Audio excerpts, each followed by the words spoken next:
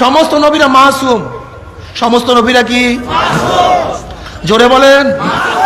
সমস্ত নবীরা নিষ্পাপ। সমস্ত নবীরা, নবী মুসা, নবী ঈসা, নবী নূহ, আমার নবী।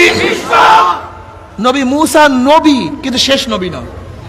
নবী ঈসা নবী কিন্তু শেষ নবী না।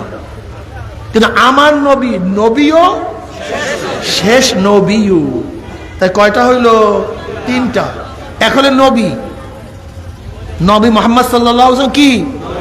এক সিফাত নিষ্পাপ, আর এক সিফাত গুণ, তিনি শেষ নবী।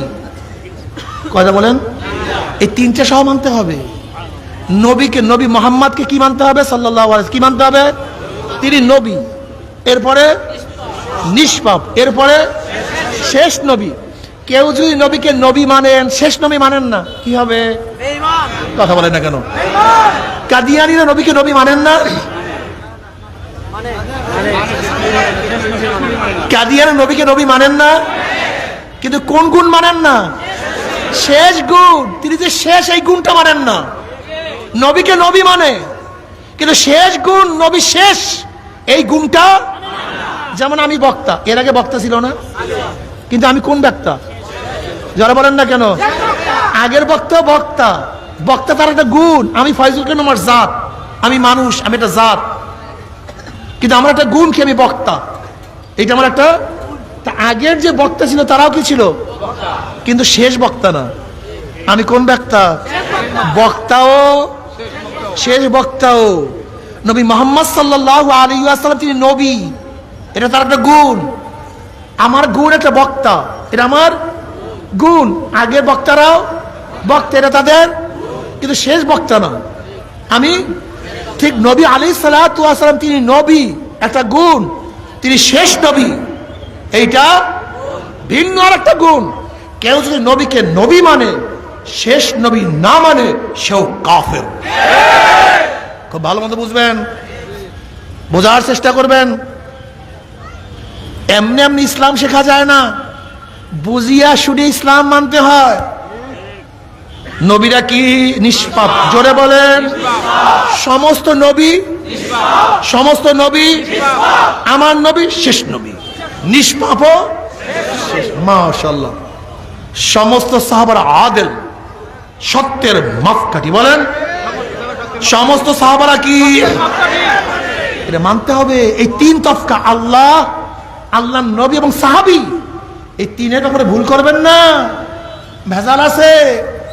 বলে কি ভেজাল? আচ্ছা, আপনারা কেউ নবীকে দেখছেন? নবী যে কোরআন তেলাওয়াত করছে আপনারা শুনছেন? তাই শুনছে কে? জোরে বলেন। আমরা দিন পাইছি কাজের মাধ্যমে। এখন সাহাবাদের উপরে যে সন্দেহ করেন, তাই দিনের মধ্যে কি হবে? বোঝেন নাই, বোকা। এটা বোঝেন না কেন? ধরে নেন, আমি একটা বই লিখছি। এটা কি লিখছি? বই। ওই বইয়ের মধ্যে কোনো এক সাহাবীর ব্যাপারে সমালোচনা করছে। ধরে নেন, একজন খ্রিস্টান পণ্ডিত, ইহুদি পণ্ডিত বা নাস্তিক আইসা বলে, ফাইজুল করিম সাহেব, এই বইটা কে লিখছে? আমি বললাম আমি লিখছি। বলে যা লিখছেন সব ঠিক?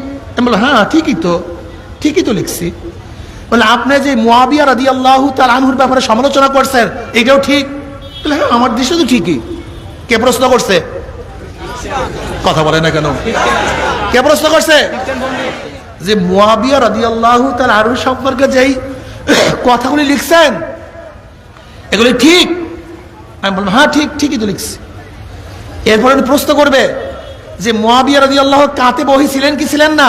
ওহী লিখতেন কি লিখতেন না? আমি বললাম হ্যাঁ লিখতো। তিনি কাতিব ওহী ছিলেন। এবার তিনি প্রশ্ন করবেন, আপনি যেই ব্যক্তির ব্যাপারে সমালোচনা কোরআনের মধ্যে কিছু ঢুকায় নাই, নিজের মন করা, এর প্রমাণ কি আছে? আপনি বলুন। কি কথা বলেন না কেন? কি কথা বলেন না কেন? হ্যাঁ, ঈমান এখন যাওয়ার পালা। ঈমান কোথায় পালাই বেশি চিন্তায় আছে, বুঝেন না? এর সমস্ত সাহাবারা মিয়ারে হক, মিয়ার সাহাবারা নিষ্পাপ নয়, সমস্ত নবীরা মাসুম। সমস্ত নবীরা, সমস্ত সাহাবারা মাহফুজ এবং আদেল। মাহফুজ, আল্লাহ পাক তাদেরকে মাহফুজ করছেন, হেফাজত করছেন। তাদের থেকে কিছু প্রকাশিত হলেও আল্লাহ পাক মাফ করিয়া তাদেরকে হেফাজতে নিয়ে আনিছেন। এরা মাহফুজ, এরা মাসুম না। সমস্ত নবীরা মাসুম, সমস্ত সাহাবারা মাহফুজ এবং আদেল, সত্যবাদী, সত্যের মাপকাঠি। তেনার কোনোদিন মিথ্যা ও অসত্য কোনো কাজ করেন নাই, অসত্য কাজ বলেন নাই। আদেল, মনে থাকবে? মাশাআল্লাহ। রব্বি হাবলি, মাশাআল্লাহ, বয়ান মনে আছে। রব্বি হাবলি মিনাস সালিহিন, আল্লাহ কোন সন্তান দান করো?